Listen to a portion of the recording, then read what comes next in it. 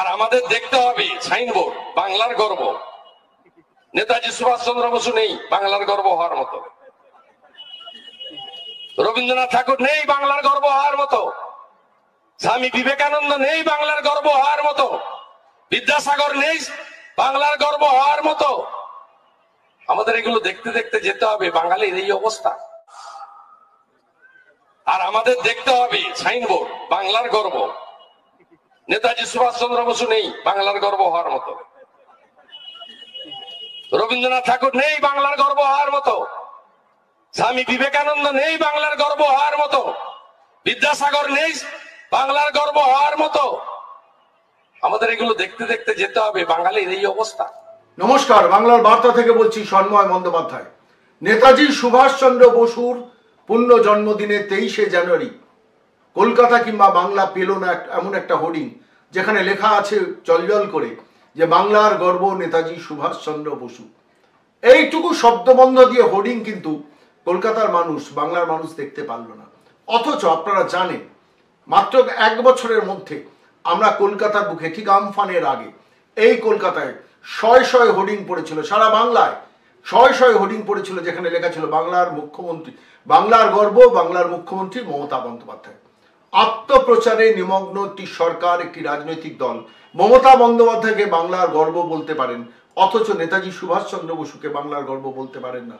সেটাই শুভেন্দুবাবু বললেন বলে, সাম্প্রতিককালে একটি সভায় বলেছেন বলে আমাদের মনে হলো আপনাদের দেখানো দরকার, যেখানে বাংলার মানুষের কাছে রাজ্য সরকার বলতে পারছে না যে বাংলার গর্ব বিবেকানন্দ, বাংলার গর্ব বিদ্যাসাগর, বাংলার গর্ব নেতাজি সুভাষচন্দ্র বসু বা বাংলার গর্ব স্বামী বিবেকানন্দ। এইটুকু শব্দ বন্ধ বলতে লজ্জা নাকি সংকোচ নাকি মানসিক প্রতিবন্ধকতা, এই সরকার এই প্রশ্নটা দিয়ে আজকে আমরা এই প্রতিবেদন শুরু করলাম। ঠিক সেই সময় দাঁড়িয়ে নেতাজির জন্মদিনে এই হোর্ডিংটা দেখতে পেল না বাংলা, এই কথা বলে আমরা আজকের একটি ঘটনার প্রতি আপনাদের দৃষ্টি আকর্ষণ করব, যেখানে নেতাজি সুভাষচন্দ্র বসুর শ্যামবাজারের মূর্তি থেকে ধর্মতলার মোড়ে সেখানে নেতাজি সুভাষচন্দ্র বসুর যে মূর্তি আছে সেই পর্যন্ত একটি পদযাত্রা মমতা বন্দ্যোপাধ্যায় রাজ্যের মুখ্যমন্ত্রীর নেতৃত্বে আজকে কলকাতা দেখল। এবং সেই পদযাত্রায় আমরা আমাদের প্রতিনিধি পাঠিয়েছিলাম দেখার জন্য আকারে বহরে প্রচারে কি ধরনের প্রচার সেখানে হচ্ছে। এবং আমরা আবিষ্কার করলাম যে শ্যামবাজারের মোড় থেকে ধর্মতলা পর্যন্ত সেন্ট্রাল অ্যাভিনিউয়ের পুরো 7.5 কিলোমিটার যাত্রাপথটা বড় বড় 20 foot 15 foot 25 foot 15 foot 40 foot 15 ফুটের বড় বড় হোর্ডিংয়ে সাজিয়ে দেওয়া আছে। এবং সেখানে দেশনায়ক দিবসকে শুভেচ্ছা জানাচ্ছেন, অর্থাৎ সাফল্য কামনা করছেন মমতা বন্দ্যোপাধ্যায়। একদিকে নেতাজির ছবি, একদিকে মমতা বন্দ্যোপাধ্যায়ের ছবি। আমাদের প্রশ্নটা হলো, আমরা আনুমানিক হিসেব করে দেখছিলাম যে শুধু হোর্ডিং লাগাতে রাজ্য সরকার 1.5 কোটি টাকা খরচা করলো। ভাবতে পারেন 7.5 কিলোমিটার যাত্রাপথে পুরো সেন্ট্রাল অ্যাভিনিউ মুড়ে দেওয়া হয়েছে এবং সরকারি পয়সা, সরকারি অর্থ ব্যয় প্রায় 1.5 কোটি টাকা আনুমানিক খরচা করলো শুধু প্রচারে এই সরকার হোর্ডিং লাগাতে, একদিকে নেতাজির ছবি একদিকে মমতা বন্দ্যোপাধ্যায়ের ছবি লাগাতে। কিন্তু সেখানে বাংলার গর্ব কথাটা কিন্তু লেখা নেই। আমরা আবিষ্কার করেছি, সেটা আপনারা বাংলা বার্তা এই মুহূর্তে দেখছেন, যে সেই সময় দাঁড়িয়ে সরকার এই 1.5 কোটি টাকা প্রায় আনুমানিক খরচা করলো নিজের হোর্ডিংয়ে মমতা বন্দ্যোপাধ্যায়ের ছবি, নেতাজি সুভাষচন্দ্র বসুর পাশে ছবি দিতে। সেই সময় দাঁড়িয়ে এখনো পার্শ্ব শিক্ষকরা রাত চাপছেন বিকাশ ভবনের কাছে, 36তম দিন হয়ে গেল। সেই সময় দাঁড়িয়ে যেখানে আনএডেড মাদ্রাসা শিক্ষকদের একজনকেও মাইনে দিচ্ছে না সরকার, সেইখানে দাঁড়িয়ে যখন এই রাজ্যে দাঁড়িয়ে 5.5 লক্ষ সরকারি পদে বেকার ছেলেদের চাকরি দিতে পারছে না সরকার, তার কারণ সরকারের হাতে টাকা নেই। সেইখানে দাঁড়িয়ে একজন সিভিক পুলিশকে অ্যাপয়েন্টমেন্ট লেটার না দিয়ে রড করা হচ্ছে দিনের পর দিন, যেখানে তার 24,000 টাকা মাইনে হওয়ার কথা, সামান্য কিছু মাইনেতে তাদের চাকরি করানো হচ্ছে। যুবশ্রীদের 1,25,000 যুবশ্রী বেকারদের আজ পর্যন্ত কথা দিয়েও সরকার চাকরি দিচ্ছে না। Part time teacher, para teacher, vocational টিচাররা অভুক্ত হয়ে দিন কাটাচ্ছে, কেননা সরকারের টাকা নেই। অথচ 1.5 কোটি টাকা ব্যয় মমতা বন্দ্যোপাধ্যায়ের ছবি নেতাজি সুভাষচন্দ্র বসুর ছবির পাশে দিয়ে আজকে প্রচার দেখলো কলকাতা। এই প্রচার তো একদিকে দেখলো, আজকে কলকাতা কিন্তু আরো একটা ঘটনার সাক্ষী থাকলো, যেখানে ভিক্টোরিয়া মেমোরিয়ালের ভেতরে মমতা বন্দ্যোপাধ্যায় নরেন্দ্র মোদীর সঙ্গে একটি কেন্দ্রীয় সরকারের সভায় উপস্থিত ছিলেন। সেখানে কিছু অত্যুৎসাহী যুবক অনাকাঙ্ক্ষিতভাবে জয় শ্রীরাম স্লোগান দিয়েছিলেন মমতা বন্দ্যোপাধ্যায় বলার আগে। একদমই উচিত হয়নি, বারবার দায়িত্ব নিয়ে বলছি এটা উচিত হয়নি। আমরা মনে করি এটা অনাকাঙ্ক্ষিত জিনিস, অনভিপ্রেত জিনিস। কিন্তু পাশাপাশি এটাও কথা, জয় শ্রীরাম স্লোগানটা দেওয়ার পর মমতা বন্দ্যোপাধ্যায় যখন তার বক্তৃতা দিলেন তিনি জয় বাংলা স্লোগানটা দিলেন। আমরা তর্কের খাতিরে ধরে নিচ্ছি, বাংলার বার্তা দর্শকদের বলছি, জয় শ্রীরাম স্লোগানটা আমরা তর্কের খাতিরে ধরে নিচ্ছি, এটা ভারতীয় জনতা পার্টির স্লোগান। কিন্তু জয় বাংলা স্লোগানটাও তো মমতা বন্দ্যোপাধ্যায় রাজনৈতিক দলের স্লোগান, সেটা কিন্তু মমতা বন্দ্যোপাধ্যায় দিলেন। আমাদের পাশাপাশি কিন্তু দুটো রেখেই আলোচনাটা টানতে হবে। এক, দ্বিতীয়ত হচ্ছে যে প্রশ্নটা, জয় শ্রীরাম স্লোগানটাকে উপেক্ষা করতে পারতেন বাংলার মুখ্যমন্ত্রী, অসুবিধে কি ছিল? জয় শ্রীরাম স্লোগান মানেই খারাপ স্লোগান? ভাটপাড়াতে আমরা দেখেছি মমতা বন্দ্যোপাধ্যায় যখন যাচ্ছেন তার যাত্রাপথে কিছু অত্যুৎসাহী যুবক জয় শ্রীরাম স্লোগান দিয়েছে। নেমে এসে মুখ্যমন্ত্রী বলেন আমার খাবি, আমার পড়বি, আমাকে গালিগালাজ করবি। আমরা শুনেছি, যে ভিডিও আপনাদের নতুন করে দেখাচ্ছি না, একাধিকবার দেখেছেন জয় শ্রীরাম শব্দবন্ধকে উনি গালিগালাজ বলে মনে করেন। একইভাবে আমরা হুগলিতে দেখেছি মমতা বন্দ্যোপাধ্যায় যাত্রাপথে কেউ স্লোগান দিয়েছেন জয় শ্রীরাম, তাকে জেলে পুরে দিয়েছেন। আমরা তো দেখেছি এটা। আমাদের প্রশ্ন খালি বারবার মনে আসছিল কি জানেন, আজকে ভিক্টোরিয়া মেমোরিয়ালে সেই জয় শ্রীরাম স্লোগানটা কিছু অত্যুৎসাহী যুবক অনাকাঙ্ক্ষিতভাবে, উচিত হয়নি, আমরা দায়িত্ব নিয়ে বলছি উচিত হয়নি, আমরা মনে করি সেটা, কিন্তু যে স্লোগান যদি দিয়ে থাকেন সেটাকেও আপনি গালিগালাজ মনে করছেন। আমাদের প্রশ্ন একটা মনে আসছে জানেন তো, আল্লাহ আকবর যদি স্লোগানটা উঠত, মমতা বন্দ্যোপাধ্যায় কি বক্তৃতা বন্ধ করতেন? জানি না, প্রশ্ন খুঁজছে বাঙালি কেন এই বাংলার মাটিতে দাঁড়িয়ে জয় শ্রীরাম স্লোগানটাকে মমতা বন্দ্যোপাধ্যায় গালিগালাজ বলে মনে করেন এবং তিনি শুনলেই ক্ষেপে ওঠেন। তিনি মনে করেন তিনি ট্রোলড হচ্ছেন। কিন্তু বাংলার মানুষকে বিভাজিত করার কাজটা তো মমতা বন্দ্যোপাধ্যায় আপনি করেছেন। কিভাবে করেছেন পরে আসবো, কিন্তু এই মুহূর্তে দাঁড়িয়ে বাংলার বার্তার দর্শকদের দেখাবো যে ভিক্টোরিয়া মেমোরিয়ালের মধ্যে যখন অনুষ্ঠানটি চলছে, পাশে নরেন্দ্র মোদী বসে এবং সেই সময় মমতা বন্দ্যোপাধ্যায়কে যখন ঘোষিকা আহ্বান জানাচ্ছেন বক্তব্য রাখার সময়, সেই সময় কিভাবে স্লোগানটা উঠেছিল এবং মমতা বন্দ্যোপাধ্যায় রাজ্যের মুখ্যমন্ত্রী কিভাবে রিয়্যাক্ট করেছেন দেখুন। এবারে পশ্চিমবঙ্গের মাননীয় মুখ্যমন্ত্রী শ্রীমতী মমতা ব্যানার্জিকে অনুরোধ জানাবো তার বক্তব্য রাখার জন্য। अब हम स्वागत करना चाहेंगे माननीय मुख्यमंत्री ममता बनर्जी का मंच पर।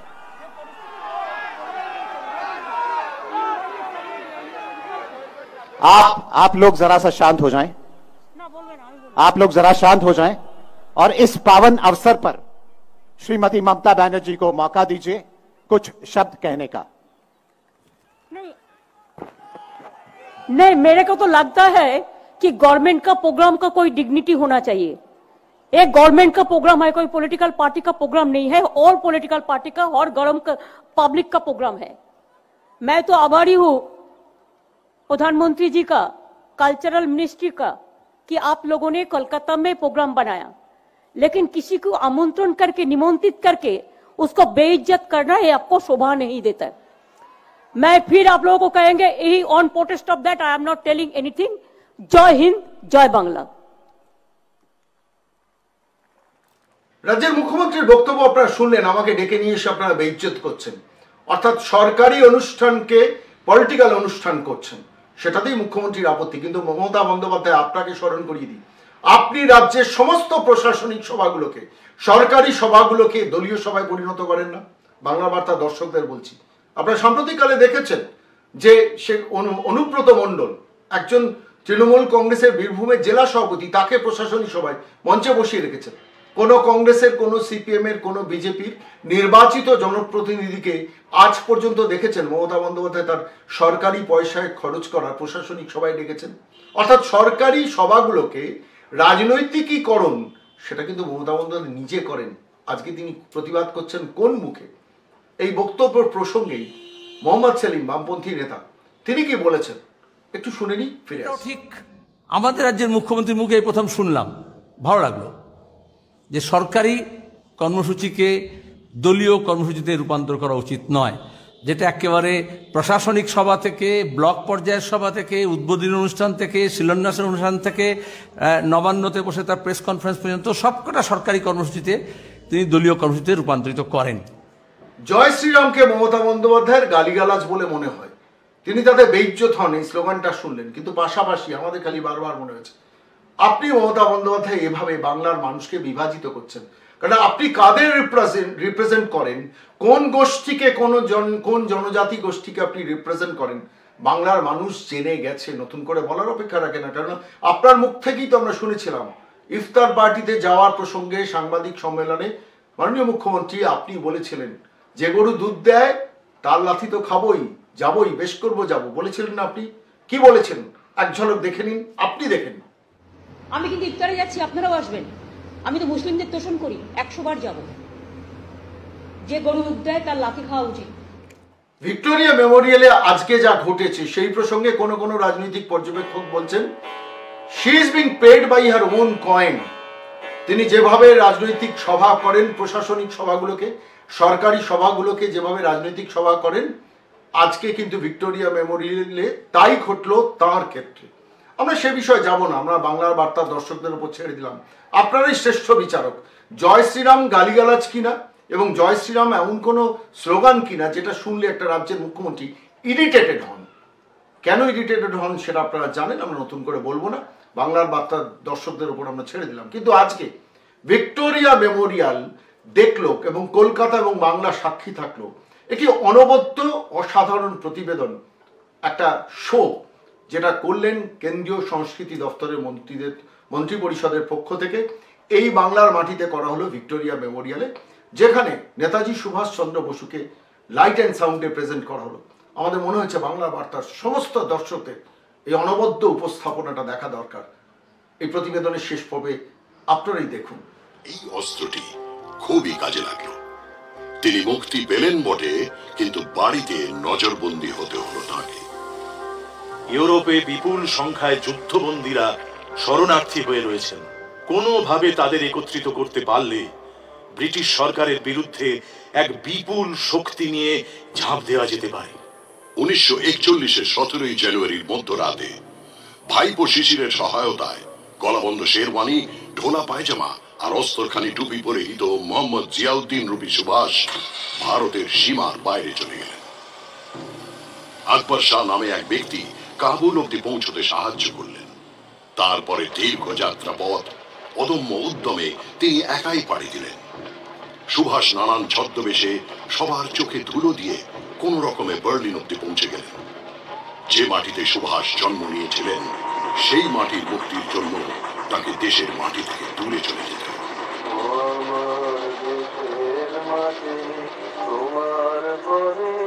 1897 সালের 23 জানুয়ারি, যে বছর মহারানী ভিক্টোরিয়ার রাজত্বের সুবর্ণ জয়ন্তী পালিত হচ্ছিল, সেই বছরেই তৎকালীন ভারতের বেঙ্গল প্রেসিডেন্সির কটক শহরে জন্ম নেন সুভাষ। কালক্রমে যিনি হবেন এই ভিক্টোরিয়ার শাসনের বিরুদ্ধে লড়াইয়ে ভারতের অন্যতম কাণ্ডারী। ছোটবেলা থেকেই জিজ্ঞাসু মনে নানান প্রশ্ন ভিড় জমাত। বয়স যখন 15, স্বামী বিবেকানন্দের মতাদর্শের সঙ্গে তার পরিচয় হয়।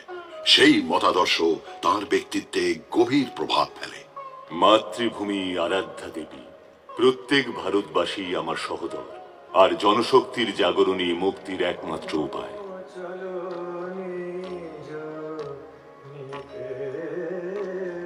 ম্যাট্রিক পাশের পর সুভাষ প্রেসিডেন্সি কলেজে ভর্তি হলেন।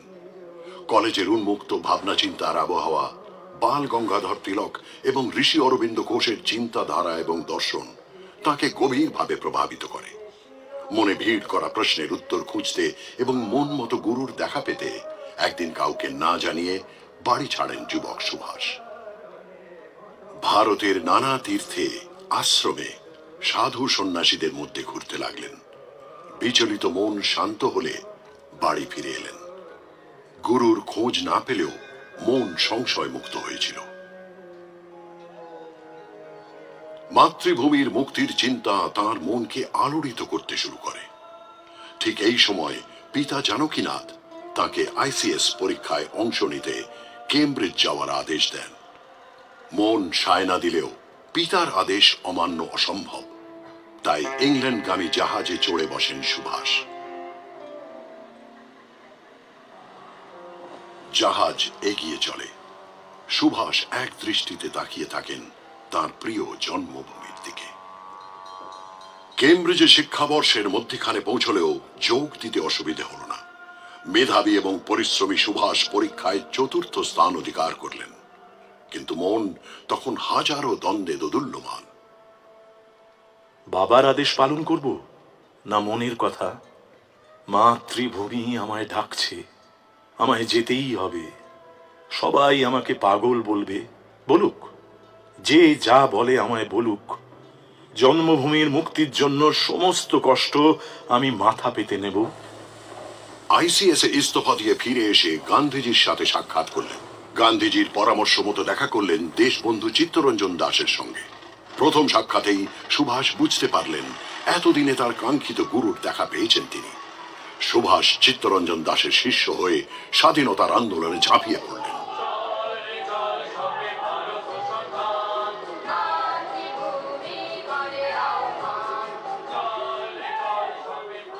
আন্দোলনের শুরুর দিনগুলিতে একটি ঘটনা ঘটল। প্রিন্স অফ ওয়েলসের ভারত সফরের সময় সুভাষ এবং তার সঙ্গীরা এর বিরোধিতা করতে লাগলেন।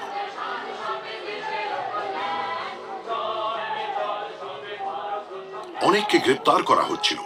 এমন সময় দেশবন্ধুর পত্নী বাসন্তী দেবী গ্রেপ্তার হলেন। এই খবর পেয়ে তিনি ভারাক্রান্ত মনে দেশবন্ধুর কাছে গেলেন। বাসন্তী দেবীর গ্রেপ্তারি তার মন খারাপের কারণ ছিল না। তার মন খারাপের কারণ ছিল যে তিনি নিজে কেন গ্রেপ্তার হলেন না।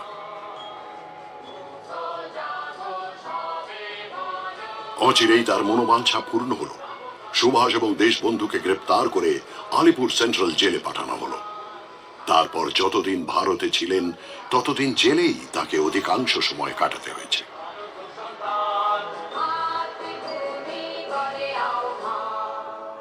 নতুন পথের দিশারীরা চিরদিন স্রোতের বিপরীতে বেগবতী তরঙ্গের সাথে টক্কর দেন। নতুন পথের নির্মাণ করেন, নতুন পরিচয় তৈরি করেন। মুখের ভাষা পাল্টে দিলে সংস্কৃতি পাল্টে যায়, নাম এবং বস্ত্র পাল্টালে পাল্টায় পরিচয়। ব্রিটিশ শাসকরা ভারতীয় পরিচয়কে ধূলিসাৎ করে দিয়েছিল।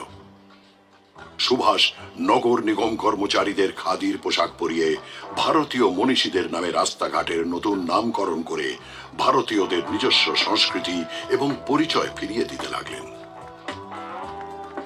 সুভাষের জনপ্রিয়তা উত্তরোত্তর বৃদ্ধি পাচ্ছিল। তাই সুভাষ সরকারের চক্ষুশূল হয়ে উঠলেন এবং বৈপ্লবিক ষড়যন্ত্রের মিথ্যে অভিযোগে তাকে গ্রেপ্তার করে বার্মার মান্দালয় জেলে পাঠিয়ে দেওয়া হলো। এই সেই জেল যেখানে লোকমান্য তিলক এবং লালা লাজপত রায়ের মতো স্বাধীনতা সংগ্রামীকে রাখা হয়েছিল। মান্দালয় জেল নয়, এ যে আমার তীর্থ। আমি আজ তীর্থে এসেছি। মান্দালয় জেল নয়, যাতনা গৃহ ছিল। কাঠের তৈরি খাঁচা ছিল। ঝড় বাদলের দিনে বৃষ্টির জল ভেতরে প্রবেশ করত। বসার বা দাঁড়ানোর জায়গাও ছিল না। ভগ্ন স্বাস্থ্য এবং নিউমোনিয়ার ঝাপটা সামলে 3 বছর পর সুভাষ এক বলিষ্ঠ নেতা রূপে জেলের বাইরে এলেন।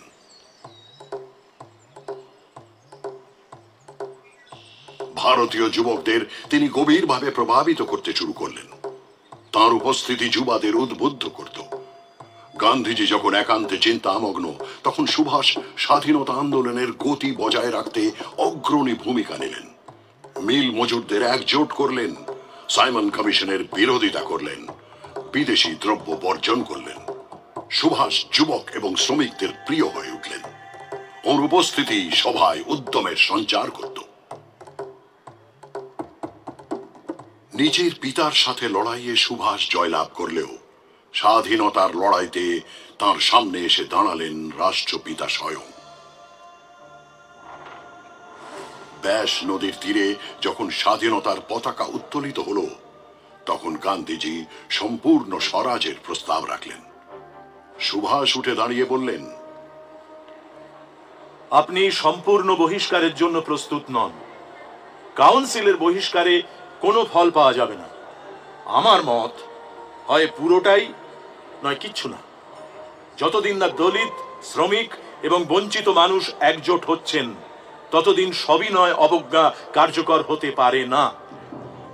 গান্ধীজির সবিনয় অবজ্ঞা কর্মসূচি মেনে নেওয়া হলো, কিন্তু মতবিরোধ তৈরি হয়ে গেল। সুভাষ আবার গ্রেপ্তার হলেন। 1 বছর পর ছাড়া পেলেও আবার জেলে পাঠানো হলো। মধ্যপ্রদেশের সিওনি জেলে থাকাকালীন শারীরিক অবস্থার অবনতির জন্য তাকে ভিয়েনা পাঠিয়ে দেওয়া হলো। সুভাষের মুক্তি ইংরেজ সরকারের জন্য বিপদ ডেকে আনতে পারত। 1938 সালে ইংল্যান্ডে থাকাকালীনই জানা গেল কংগ্রেসের অধ্যক্ষ মনোনীত হয়েছেন তিনি। নতুন স্বপ্ন এবং উদ্যম নিয়ে গুজরাটের হরিপুরা কংগ্রেস অধিবেশনে পৌঁছে তিনি ঘোষণা করলেন, বন্ধুগণ, পৃথিবীর বুকে এমন কোন শক্তি নেই যা আজ ভারতকে স্বাধীন হওয়া থেকে আটকায়, এবং আগামী দিনে আমরা তা প্রমাণ করে ছাড়ব। সুভাষ নতুন ভাবনা এবং নবীন উদ্যমের নেতা ছিলেন। তার চোখে ছিল ভবিষ্যতের স্বপ্ন। স্বাধীন ভারতের আর্থিক প্রগতি কিভাবে হবে, ভারত কিভাবে পৃথিবীর উন্নত দেশগুলির সমকক্ষ হয়ে মাথা তুলে দাঁড়াবে। নিজেরই দলের মধ্যে তাকে সন্দেহের চোখে দেখা হচ্ছিল। তার জেরে দ্বিতীয় দফায় সুভাষ আবার অধ্যক্ষ হিসেবে নির্বাচিত হলে কার্যনির্বাহী সমিতির অধিকাংশ সদস্যরা ইস্তফা দিলেন। গান্ধীজি তার সমর্থিত প্রার্থী পট্টবি সীতারামাইয়ার হারকে নিজের হার বলে দিলেন।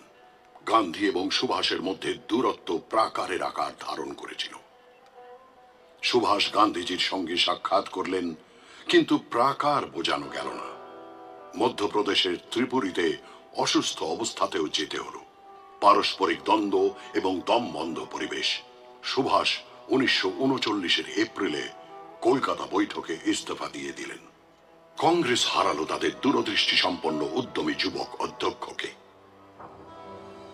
সুভাষ মনক্ষুণ্ণ হলেন।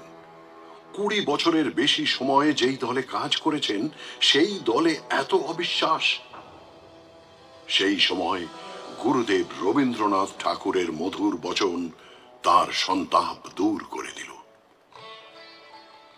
যে উষা লগ্নে তোমার রাজনৈতিক যাত্রা শুরু হয়েছিল, আজ আমি সেই আলোর বিচ্ছুরণ দেখতে পাচ্ছি। তুমি আজ মধ্য গগনের সেই নির্মল আলোয় উদ্ভাসিত, যেখানে শঙ্কার কোনো স্থান নেই।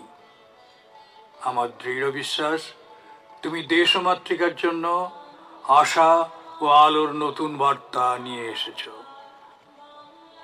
আগামী লড়াইয়ে হয়তো আমি তোমার সঙ্গে থাকতে পারবো না, শুধু আশীর্বাদ করি এবং বিদায় জানাই। তবে এই দেখে আশ্বস্ত হলুম যে দেশের বোঝা তুমি নিজের কাঁধে তুলে নিয়েছ। দেশের স্বাধীনতা ও স্বদেশের চিত্তে নতুন প্রাণ সঞ্চারের পুণ্যব্রত তুমি নিয়েছ। তাই আমার নৃত্যনাটিকা তাসের দেশ আমি তোমায় উৎসর্গ করলুম।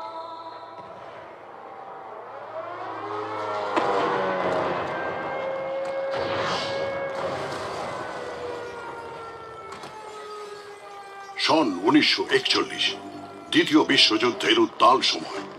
সুভাষ তখন ইউরোপে ছিলেন। সেখানে উপস্থিত ভারতীয় যুদ্ধবন্দীদের নিয়ে ইন্ডিয়ান ন্যাশনাল আর্মি স্থাপনা করলেন।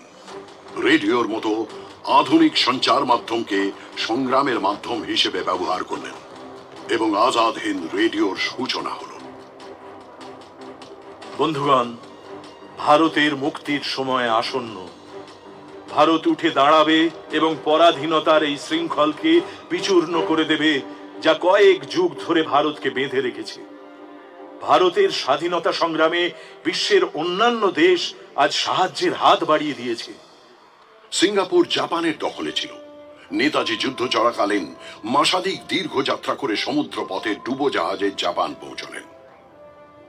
প্রথম সাক্ষাতেই জাপানের প্রধানমন্ত্রী তোজো নিঃশর্ত সাহায্যের হাত বাড়িয়ে দিলেন। সুভাষের আজাদ হিন্দ ফৌজের সেনানীরা শিখর সমান উচ্চ শিরে নেতাজির এক আদেশে মাতৃভূমির জন্য প্রাণ ত্যাগ করতে প্রস্তুত ছিলেন। হাতিয়ারের শক্তিতে এবং রক্তের বিনিময়ে তোমাদের দেশের জন্য স্বাধীনতা অর্জন করতে হবে। স্বাধীন ভারতে তোমাদেরই গড়তে হবে স্থায়ী সৈন্যবাহিনী, যারা এমন মজবুত সুরক্ষা বলয়ে ভারতকে ঘিরে রাখবে যাতে আর কোনোদিন ভারতের পায়ে কেউ পরাধীনতার বেড়ি না পরাতে পারে। আমার বীর সৈনিকেরা, তোমাদের একমাত্র মন্ত্র হওয়া উচিত, দিল্লি চলো। আজাদ হিন্দ ফৌজ তখন অসম্পূর্ণ। দেশের জনসংখ্যার অর্ধেকের অংশগ্রহণ ছাড়া সংগ্রাম অসম্ভব ছিল। সুভাষ রানী ঝাঁসি রেজিমেন্ট গঠন করলেন এটি আজাদ হিন্দ ফৌজের বীরাঙ্গনাদের বাহিনী ছিল।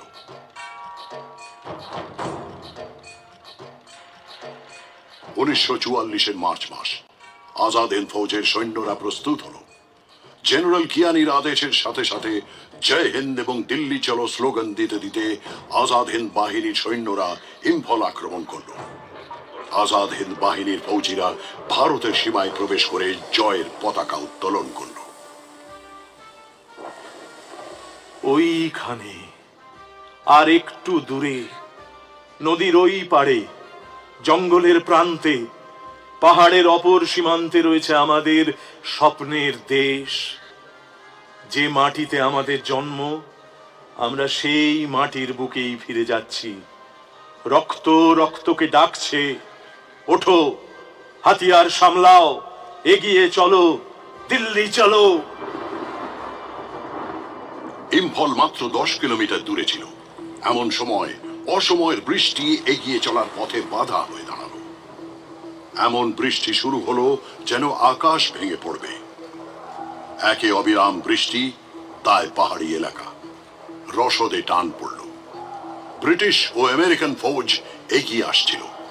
আংশিক জয়লাভের পরেও আজাদ হিন্দ ফৌজিদের পিছিয়ে আসতে হলো।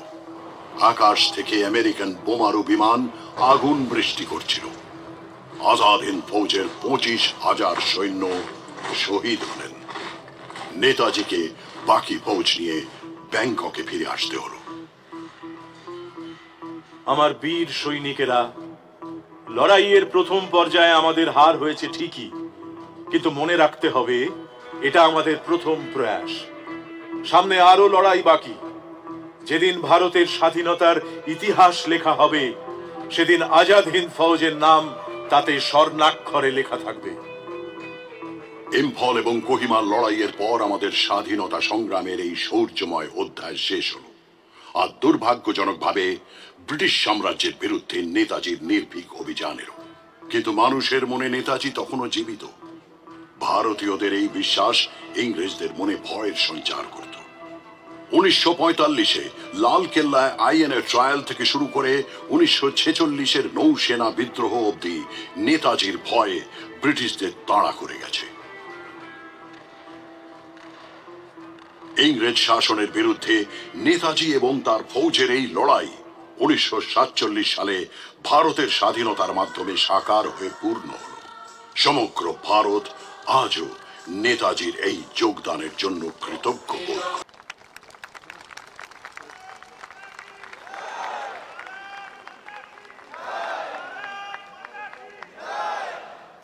ধন্যবাদ জানাই আপনাদের সকলকে। আমাদের সঙ্গে এক অদ্ভুত অনুভূতি ভাগ করে নিলেন এবং মাননীয় প্রধানমন্ত্রীর কথার অনুরণনেই বলবো যে সত্যি নেতাজির সেই আত্মশক্তিতে ভরপুর অভিযান আজ ভারতের আত্মনির্ভরতার অঙ্গীকারে যে পরিণত হয়েছে। যদি আজ নেতাজি থাকতেন, তিনি হয়তো আজ দেখতেন তার স্বপ্ন কিভাবে সাকার হলো। আমরা আজকের অনুষ্ঠানের শেষ লগ্নে এসে আপনাদের সামনে পরিবেশন করতে চলেছি একটি অত্যন্ত বিশিষ্ট গান। আপনারা জানেন যে 21শে অক্টোবর 1943-এ সুভাষচন্দ্র বোস প্রতিষ্ঠা করেন আরজি হুকুমত এ আজাদ হিন্দ, অর্থাৎ the provisional government of free India, যার বিশেষ সঙ্গীত হিসেবে নেতাজি, মুমতাজ হোসেন এবং কর্নেল আবিদ আজাদ সাফরানির সাহায্যে রবীন্দ্রনাথের কবিগুরুর ভারত ভাগ্য বিধাতা অবলম্বনে এই গানটি রচনা করেন, শুভ সুখ চैन। আমরা এই গানটি পরিবেশন করব। এই গানটি পরিবেশিত হলে তারপরে আমাদের দেশের জাতীয় সঙ্গীত পরিবেশন করা হবে এবং দেশের জাতীয় সঙ্গীত যখন পরিবেশন করা হবে বলাই বাহুল্য আমরা সম্মান জানিয়ে উঠে দাঁড়াবো। কিন্তু প্রথমে নেতাজির বিশিষ্ট রচনা অর্থাৎ কিনা আরজি হুকুমত ए आजाद हिंदेर एंथम शुभ सुख चैन। तो आइए शुरू करते हैं आयने गान से शुभ सुख चैन। সেই সঙ্গে একটা কথা বলে রাখি, এই গানটি পরিবেশন করবেন সৌম্যজিৎ, আরশাদ আলী খান, সঙ্গে আছেন সোমলতা, অহনা এবং সৈকত।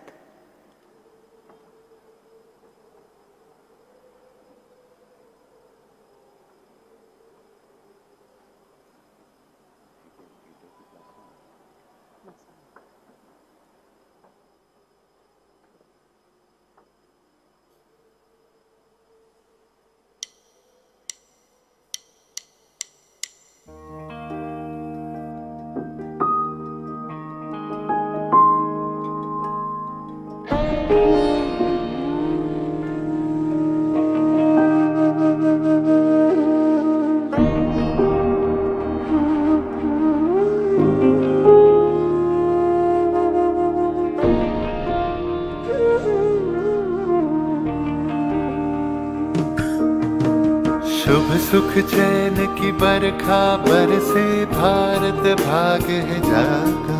पंजाब सिंध गुजरात मराठा द्राविड़ उत्कल बंगा। चंचल सागर विंध्य हिमालय नीला यमुना गंगा।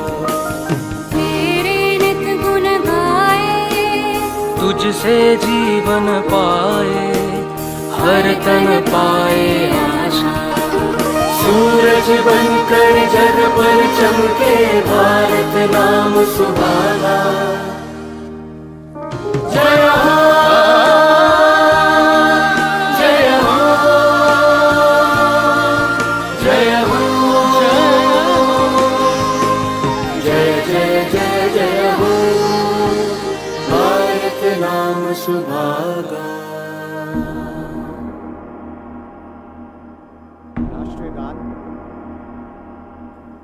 जनगण मन अधिनायक जय हे, भारत भाग्य विधाता। पंजाब सिंध गुजरात मराठा द्राविड़ उत्कल बंगा। विंध्य हिमाचल यमुना गंगा, उच्छल जलधि तरंगा। तब शुभ नामे जागे, तब शुभ आशीष मांगे। गाहे तब जय गाथा, जन गण मंगल